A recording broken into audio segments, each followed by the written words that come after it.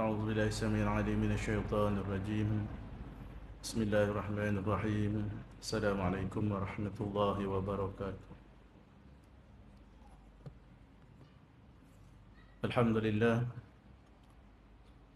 الحمد لله رب العالمين، صلاة وسلاما على سيدنا محمد وعلى آله وأصحابه أجمعين. قال رب اشرح لي صدري ويسر لي أمري واحلل عقدة من لساني يفقهوا قولي. اللهم افتح بيننا وبين قومنا بالحق وأنت خير الفاتحين. رب اشرح لنا صدورنا ويسر لنا أمورنا واحلل عقدة من ألسنتنا فيفقهوا أقوالنا. اللهم زدنا علما وارزقنا فهما جيدا. اللهم ذكرنا ما نسينا وعلمنا ما جاهلنا. اللهم انفعنا بما علمتنا وعلمنا ما ينفعنا. آمين آمين يا رب العالمين. Tuan-tuan dan mati Allah Subhanahu wa taala. Alhamdulillah, dengan izin Allah Subhanahu wa taala kita masih lagi dapat bersama-sama untuk kita meneruskan perbincangan mengenai kitab Matan Al-Arba'in An-Nawawiyah. Dan insya-Allah pada malam ni kita akan masuk kepada hadis yang ke-14. Dan marilah kita memanjatkan kesyukuran kepada Allah Subhanahu wa taala juga kerana Allah masih lagi memberikan kekuatan kepada kita untuk kita terus menunaikan tanggungjawab yang telah diamanahkan oleh Allah Subhanahu wa taala. Mudah-mudahan usaha kita ini akan diberkati dan akan menjadi salah satu asbab daripada sebab-sebab yang akan membolehkan kita mendapat keridaan Allah Subhanahu wa taala insya-Allah. Hadis yang ke-14 An Abi Mas'ud radhiyallahu anhu qala Rasulullah sallallahu alaihi wasallam la yahillu damu imri'in muslimin illa bi ihda thalath as-sayyibu zani wan nafsu bin nafsi wa tariku li dinihi al-mufariqu lil jamaah. Hadis rawahu al-Bukhari wa Muslim. An Abi Mas'ud radhiyallahu anhu qala Rasulullah sallallahu alaihi wasallam la yahillu damu imri'in muslimin illa bi ihda thalath as-sayyibu az-zani wan nafsu bin nafsi wa tariku li dinihi al-mufariqu lil jamaah. Rawahu al-Bukhari wa Muslim. Daripada Ibnu Mas'ud radhiyallahu anhu telah bersabda Rasulullah sallallahu alaihi wasallam, tiada halal darah seorang Islam kecuali dengan salah satu daripada tiga perkara: janda yang berzina, dan jiwa dengan jiwa, dan yang meninggalkan agamanya, yang memisahkan diri daripada jemaah, yakni kaum muslimin. Hadis ini diriwayatkan oleh Imam Bukhari dan juga Imam Muslim dari Abdullah bin Mas'ud, yang mana kandungannya adalah sangat bernilai dalam bidang hukum jenayah, khususnya berhubungan dengan keturunan, darah dan agama. Tiga sebab ataupun tiga tujuan utama kenapa Allah Subhanahu wa taala menurunkan syariatnya ke muka bumi ini. Ada lima semuanya kan. Maqasidus syariah, tujuan-tujuan syariah yang dapat disimpulkan oleh para ulama. Kenapa syariat diturunkan oleh Allah Subhanahu wa taala? Maka ini adalah tiga daripadanya, daripada lima itu. Iaitu yang berhubung dengan keturunan, yang hubung dengan darah, dan yang berhubung dengan agama. Yang keempat maruah, dan yang kelima harta. Jadi Islam datang ajaran Allah Subhanahu wa taala datang melalui lisan nabinya Muhammad sallallahu alaihi wasallam, bertujuan untuk disimpulkan oleh para ulama untuk kelima tujuan berkenaan. Yang mana tujuan-tujuan ini penting bagi memastikan manusia tidak terpesong, untuk memastikan manusia terjamin haknya, untuk memastikan manusia dapat hidup, dapat berfungsi sebagai seorang manusia, seorang hamba, seorang khalifah di atas muka bumi Allah Subhanahu wa taala. yang mana pada tiap-tiap satunya ada hak kehormatannya yang mesti dipelihara. Maqasid syariah itu adalah ada hak-hak kehormatan yang mesti dipelihara dan mesti diperjuangkan, mesti dilindungi supaya menjamin hak-hak sebagai seorang muslim. Sekiranya hak itu dicabul, maka menurut ketentuan hukum, orang yang mencabulnya akan dikenakan hukuman yang selayak dengannya, yang ditetapkan oleh Allah Subhanahu wa taala. Sebab itu hukuman bagi kesalahan-kesalahan maqasidus syariah itu adalah hukuman-hukuman yang hanya boleh ditetapkan oleh Allah Subhanahu wa taala. Dia bukan untuk ataupun dia bukan menjadi tanggungjawab akal manusia untuk menentukan apa yang baik dan apa yang buruk sesuai dengan maqasid syariah itu, tetapi ia adalah daripada Allah Subhanahu wa taala.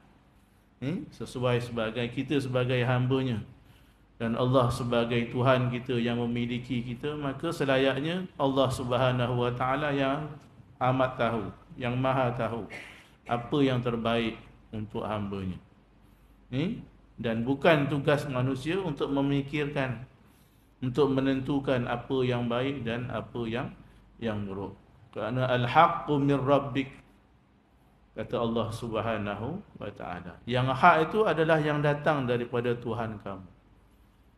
Bukan daripada pemikiran manusia, bukan daripada ijtihad manusia, tetapi semata-mata hak Allah Subhanahu wa taala. Itu kita kena pegang dan kita kena imani. Hebat manusia macam mana pun, bergulung-gulung ijazah macam mana pun, tetapi yang layak menentukan baik dan buruk hanya Allah Subhanahu wa taala. Yang hak dan batil hanya Allah Subhanahu wa taala.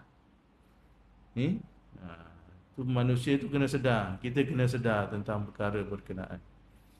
Bila dia menyentuh tentang hak-hak ataupun tentang perkara-perkara yang menentukan sama ada sesuatu itu benar ataupun sebaliknya, maka itu adalah hak Allah, yang menyentuh kepada maqasidus syariah.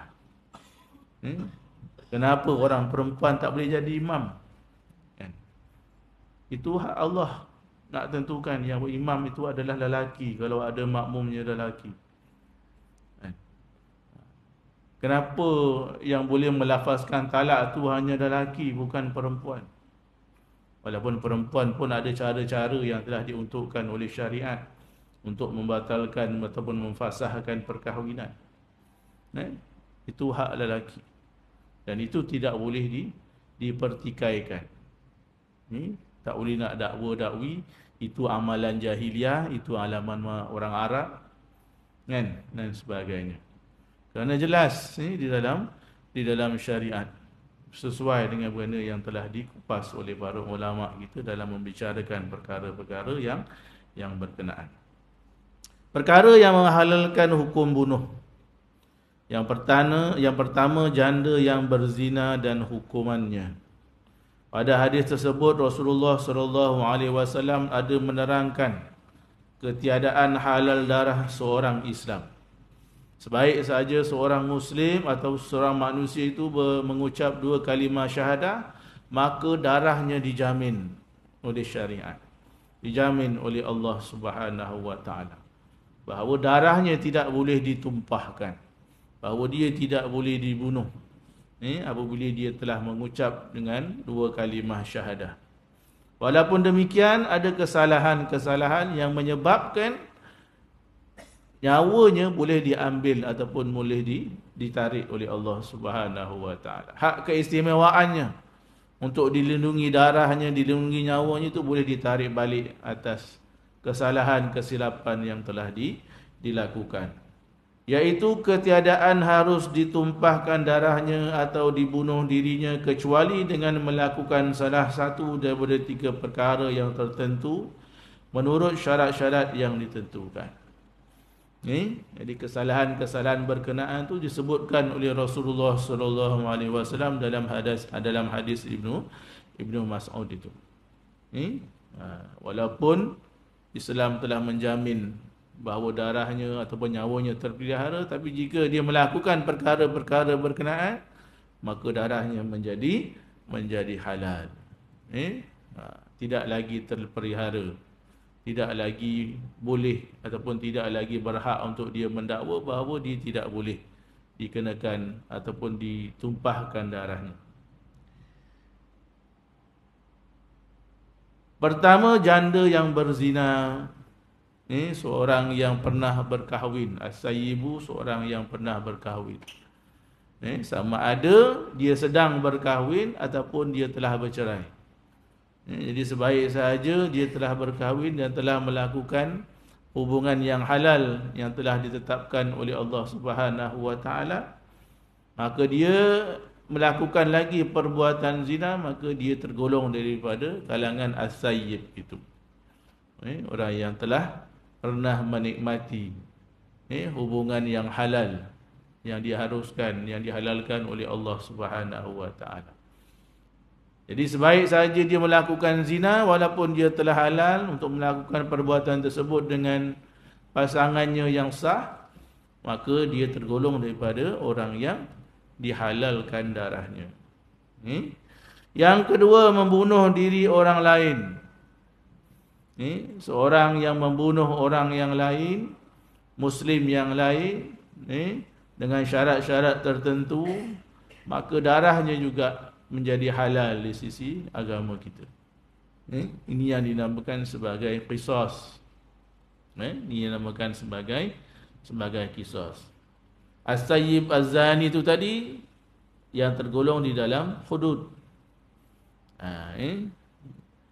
Jadi walaupun dua-duanya ini adalah dalam kategori kesalahan yang berbeza, tetapi kedua-duanya memberikan hukuman yang sama, iaitu darahnya menjadi halal untuk diambil oleh kerajaan. Dan yang ketiga, keluar daripada agama Islam atau murtad.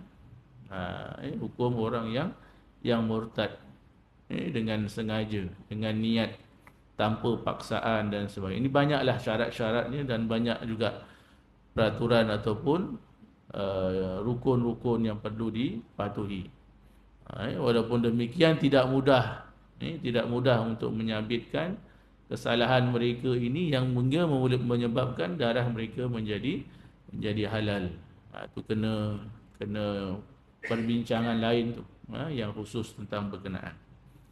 Arti janda yang berzina ialah seorang lelaki atau perempuan yang sudah pernah berkahwin dan bercampur. Kemudiannya ia melakukan zina. Itu tadi kita dah ulas. Yang dimaksudkan di sini. Walaupun istilah janda tu untuk kita adalah istilah untuk perempuan. Tapi yang di sini dimaksudkan lelaki dan perempuan yang pernah berkahwin dan pernah bercampur. Kalau berkahwin sahaja tidak pernah bercampur, tidak digolongkan sebagai as-sayyib. Kita ada dengar istilah janda berhias kan. Pada orang lelaki apa janda berhias juga. Teruna berhias. Tak sama tu janda. Kan teruna berhias.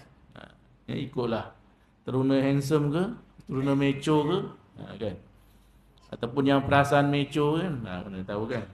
Tapi dalam Islam istilahnya sama, iaitu as-sayyib. Orang yang demikian ini menurut istilah dinamakan muhsin.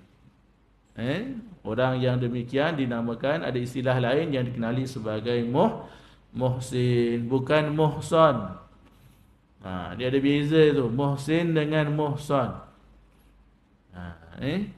Apa arti muhsin, apa arti muhsan. Tapi kat sini yang dimaksudkan ialah orang yang muhsin. Artinya orang yang sudah baligh, berakal, merdeka, sudah pernah berkahwin serta bercampur dengan jalan yang sah, kemudian dia berzina. Jadi tuan-tuan ni semuanya muhsin kan? Muhsin. Muhsin ke as-sayyib? Mana satu? Inilah ikut istilah lah apa yang nak kan. Tapi kita lah tergolong daripada kalangan orang yang demikian. Ada yang dah berkahwin, dah ada anak tapi dia belum pernah bercampur. Abadi?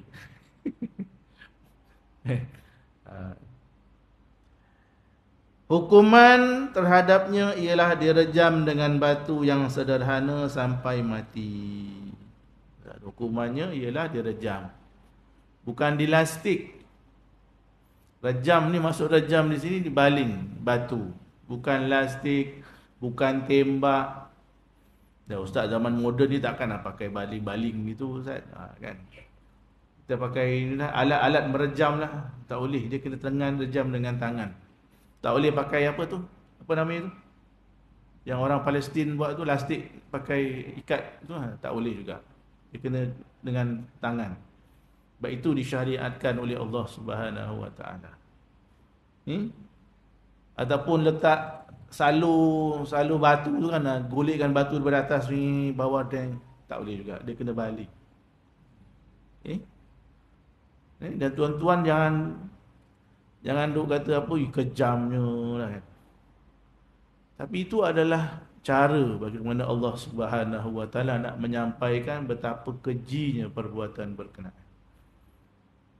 Kita dah ada yang halal tapi kita cari benda yang haram. Sama je. Tak percaya tanya. Ada yang dah kahwin dua tak? Haji Alim? Belum. Walaupun surat undangannya hampir-hampir sampai tu tapi dia belum lagi.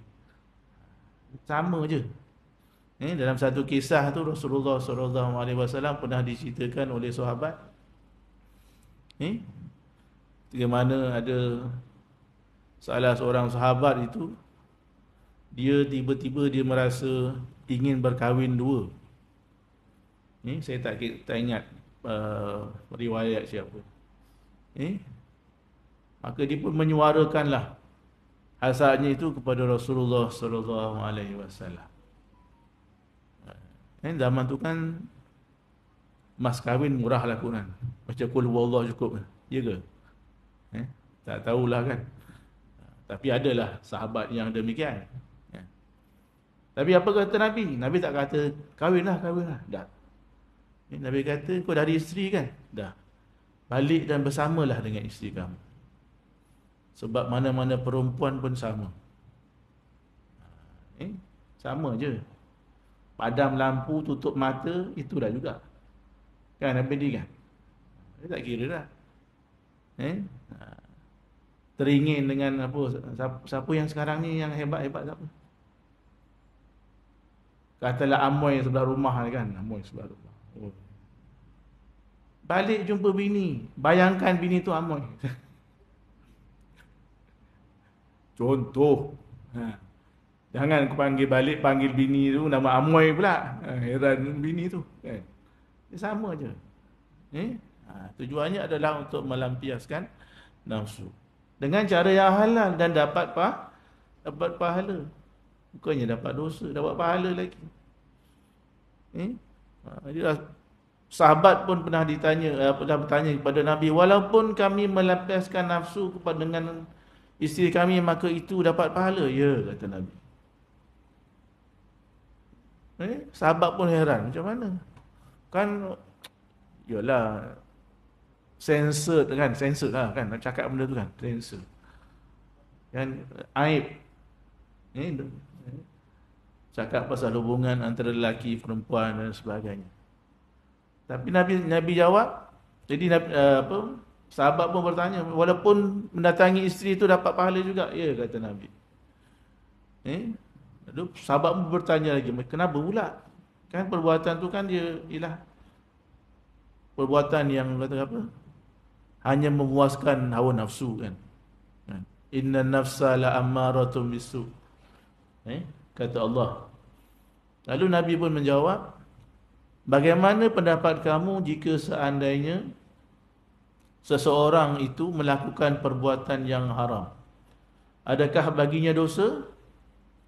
Maka sahabat berkata, ya, dia akan berdosa. Maka begitulah apabila kita melakukan sesuatu yang halal.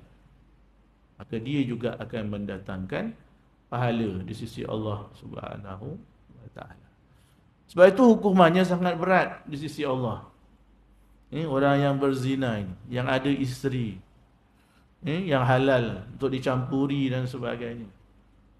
Tetapi masih lagi memilih untuk melakukan zina, dosa dan sebagainya. Sedangkan Allah telah menghalalkan perbuatan berkenaan dengan akad dan nikah. Jadi hukuman itu berat. Hukuman itu nampak kejam. Untuk apa? Supaya manusia takut. Supaya manusia merasa ngeri, merasa terhindar, merasa tertolak untuk melakukan perbuatan-perbuatan berkenaan. Dan hukuman rejam ini tidak boleh dilakukan di dalam kawasan yang bertutup. Dia mesti dilakukan di khalayak ramai.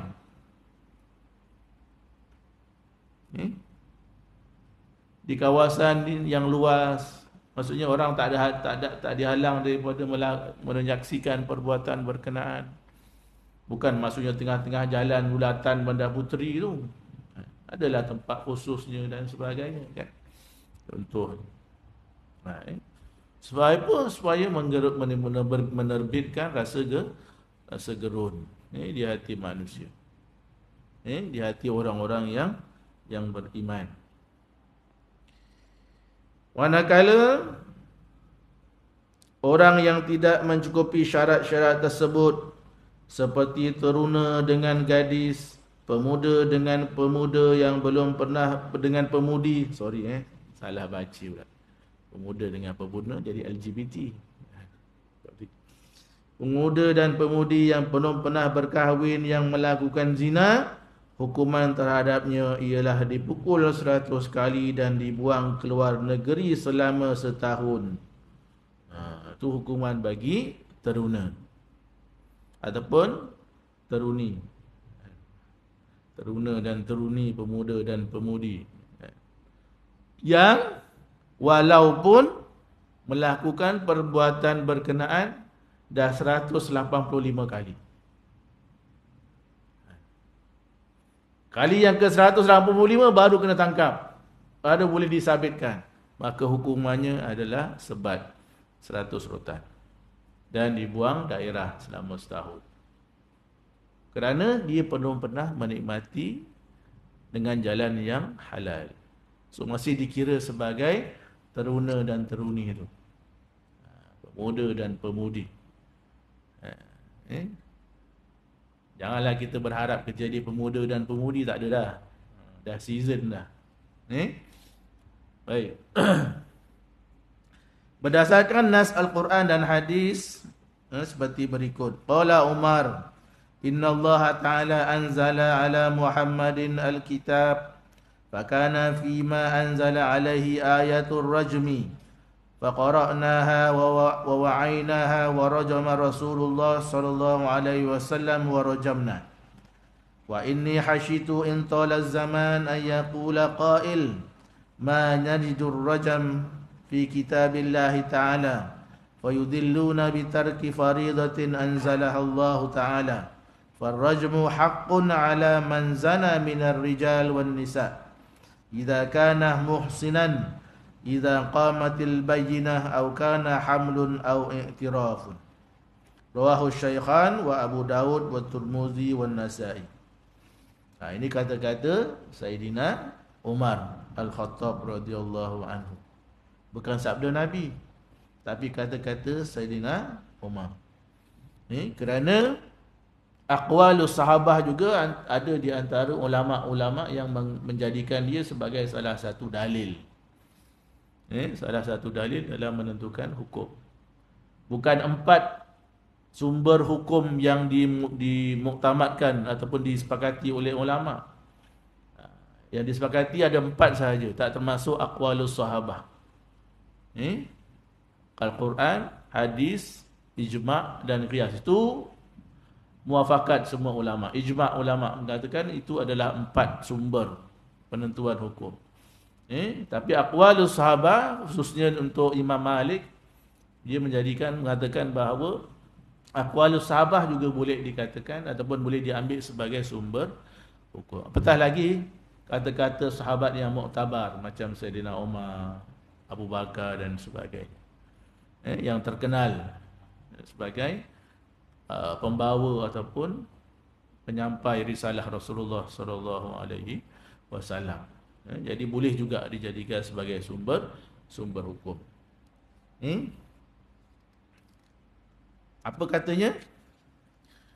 Telah berkata Umar ibnu Al-Khattab bahawa sesungguhnya Allah telah turunkan kitab kepada Muhammad sallallahu alaihi wasallam. Maka di antara ayat yang diturunkan atasnya ialah ayat rejam. Kemudian kami telah membacanya dan kami telah menghafaznya, dan Rasulullah telah merejamkan orang yang berzina, dan kami telah juga menjalankan hukuman rejam itu. Jadi Umar kata zaman Nabi pun ada yang pernah kena rejam, zaman mereka juga pernah ada yang kena rejam. Sebab apa? Sebab itulah yang dilakukan oleh Rasulullah. Itulah yang telah diturunkan oleh Allah Subhanahu wa taala dalam Al-Quran. Sesungguhnya aku amat takut jika sudah lama masa nanti ada orang yang akan berkata tidak kami jumpai hukum rejam dalam kitab Allah Ta'ala.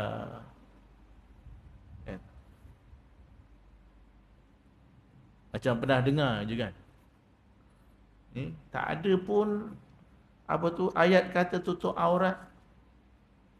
Kalau kita nak tu kan kiaskan kan. Tak ada pun dalam Quran kata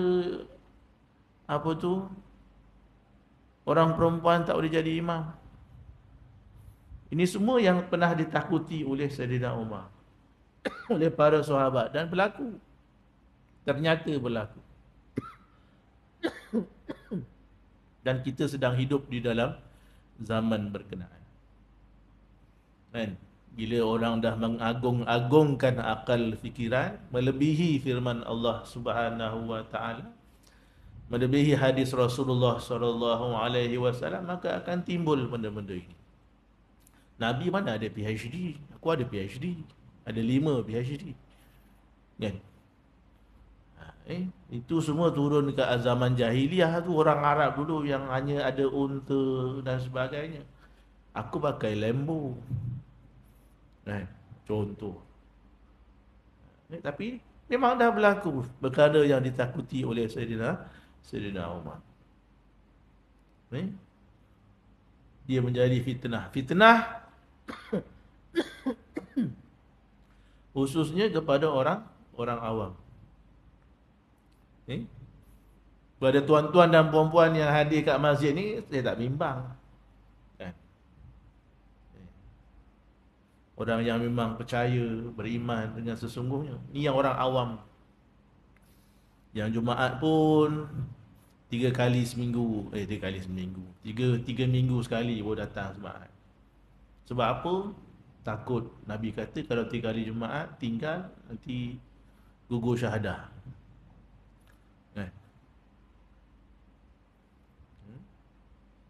Kita sedang hidup dalam zaman berkenaan. Fitnah besar.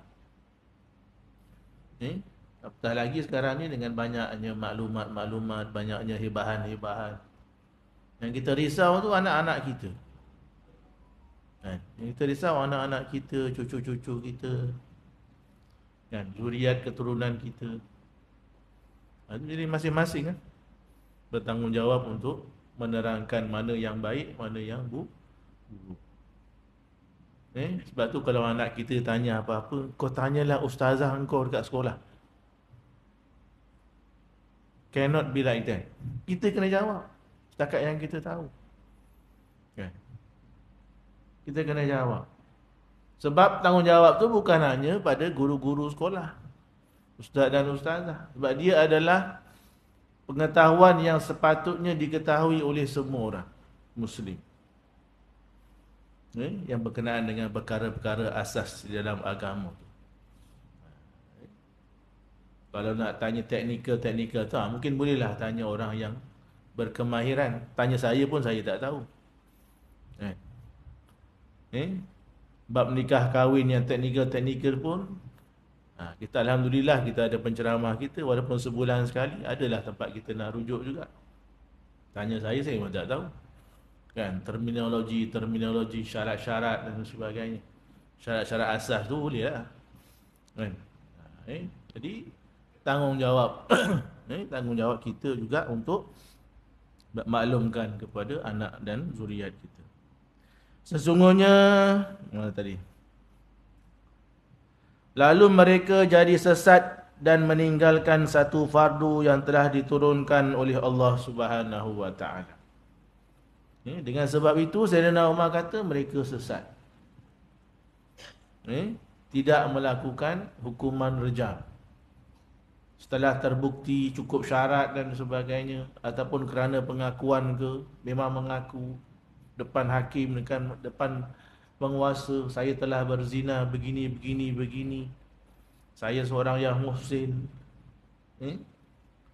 Maka untuk orang yang berzina yang melakukan ataupun membuat pengakuan tu, maka tanggungjawabnya dah selesai. Tanggungjawab kerajaan pula. Tanggungjawab penguasa dah pula untuk menjalankan hukuman tersebut. At least kalau kita dah sebut juga tanggungjawab kita dah selesai. Setakat apa yang kita mampu. Maka masing-masing ada peranannya. Maka rajam itu hak atas orang yang berzina, lelaki dan perempuan. Dia adalah hak. Hak maksudnya sesuatu yang perlu ditunaikan, suatu kebenaran, yang tidak boleh ditarik, tidak boleh dibuang, tidak boleh diremeh-remehkan. Dia adalah hak. Maksud hak, dia kena buat, kena bagi bahagian dia. Dan memang dia patut direjam, maka dia kena menjalani hukuman berkenaan. Dan kalau dia dah mengaku depan hakim dan sebagainya, hakim tidak menjalankan hukuman ataupun penguasa tidak menjalankan hukuman, maka dia dah terlepas. Yang jadi tertimpa haknya pula tu kepada pemerintah. Jadi semuanya saling berkait. Lelaki dan perempuan apabila ia seorang muhsin, jika ada saksi yang membenarkannya atas perbuatan itu. Kena ada saksi. Macam mana saksi itu, Ustaz? Ulama-ulama pondok, ulama-ulama syariah, kitab-kitab dan sebagainya mengatakan, seumpama kamu melihat orang memasukkan pedang ke dalam sarung, kena nampak macam itu. Payahlah Ustaz, memanglah payah. Siapa cakap nak sabitkan kesalahan tu mudah? Apa kalau pakai selimut, dua-dua atas katil, nampak tak sarung masuk pedang? Sarung masuk pedang. Pedang masuk sarung. Ataupun ada alaqah-alaqah yang lain, ada kesan ke, apa ke, memang susah. Kalau ikut betul-betul syarat tu, payah. Payah. Nak sabitkan kesalahan tu sangat payah. Video boleh pakai tak? Video boleh pakai tak?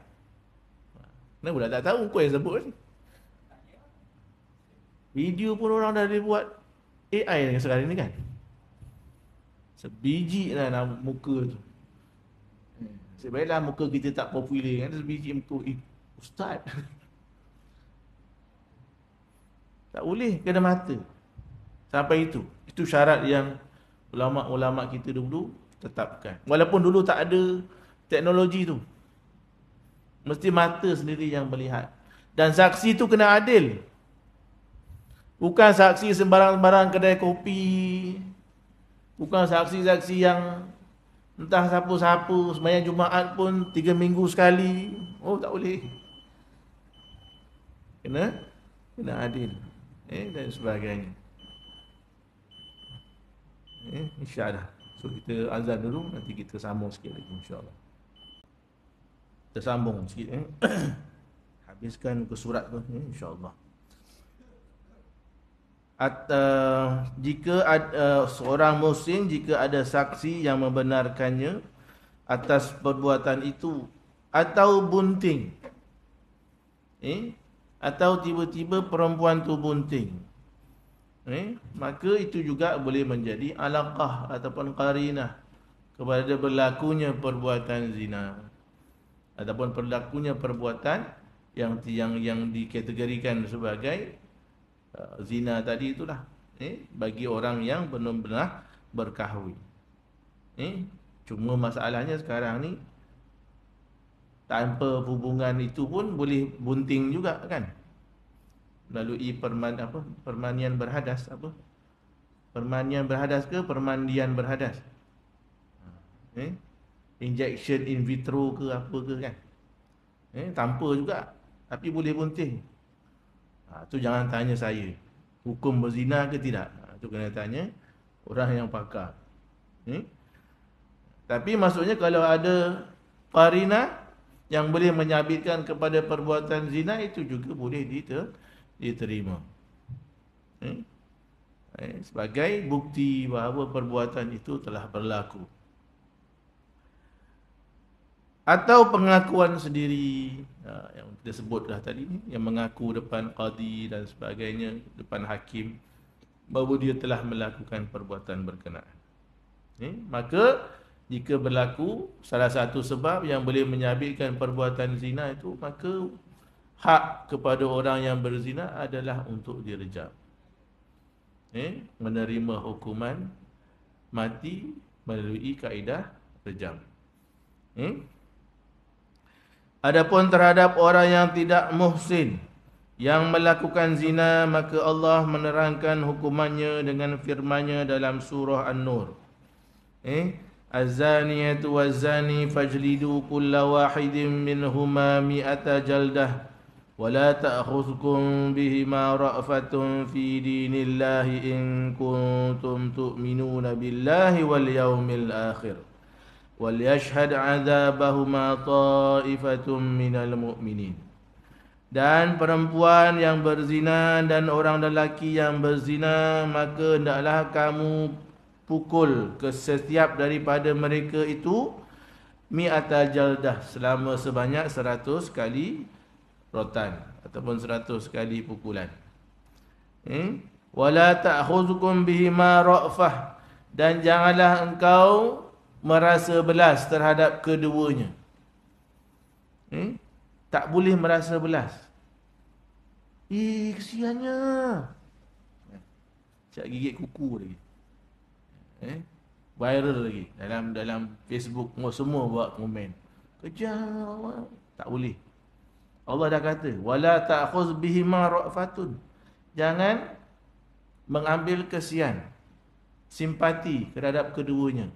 Fi dinillah, kerana yang menjadi taruhannya adalah agama Allah Subhanahu wa ta'ala.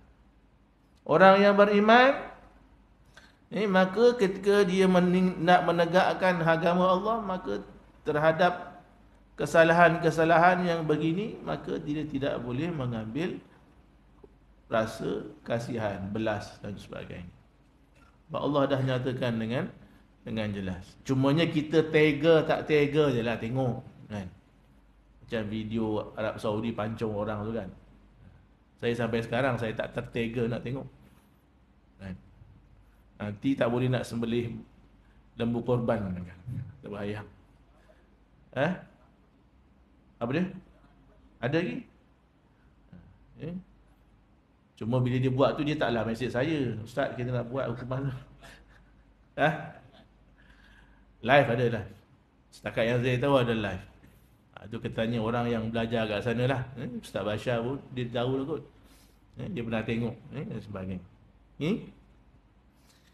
In kuntum tu'minuna billah wal yawmil akhir.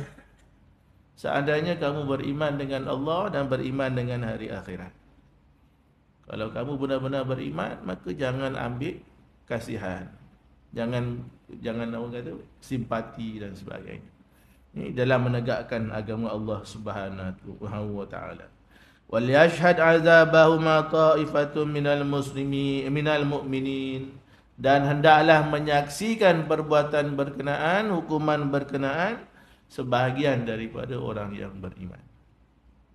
Memang Allah suruh tengok supaya timbul gerun daripada kita daripada untuk melakukan perbuatan-perbuatan berkenaan. Rasulullah juga telah menerangkan hukuman ini dengan sabdanya al-bikru bil bikri jaldu mi'atin wa nafyu sanatin, rawahul Muslim. Teruna dengan dara yang berzina, maka hukumannya adalah 100, dipukul 100 kali dan pembuangan daerah selama setahun. Ini istilah Nabi, gunakan istilah al-bikru lah. Al-bikru bil bikri. Kalau kita nak terjemahkan, teruna dengan teruna lah kan. Bikir teruna. Ini maksudnya teruna dengan teruni lah. Teruna dan dara. Yang berzina maka hendaklah dihukum dengan hukuman berkenaan. Wallahu a'lam. So kita sampai situ saja malam ini. Mudah-mudahan hadis ini memberikan semangat kepada kita untuk kita benar-benar memainkan peranan masing-masing dalam memelihara agama Allah Subhanahu wa taala. Sebab itu tanggungjawab yang akan ditanya oleh Allah. Macam mana kita lakukan, sejauh mana kita memenuhi tuntutan untuk kita menegakkan agama dan memelihara agama Allah Subhanahu wa taala. Al-haqqu min rabbik fala takum minal mumtarin. Yang baik daripada Allah Subhanahu wa taala, salah dan silap daripada kelemahan saya. Kita sudahi dengan tasbih kafarah dan surah An-Nas. Bismillahirrahmanirrahim. Wal 'asri innal insana lafi khusr illa alladhina amanu wa 'amilus shalihat wa tawassaw bil haqq wa tawassaw bis sabr. Subhanakallahumma wa bihamdika asyhadu an la ilaha illa anta astaghfiruka wa atubu ilaik. Wabillahi taufiq. Assalamualaikum warahmatullahi wabarakatuh.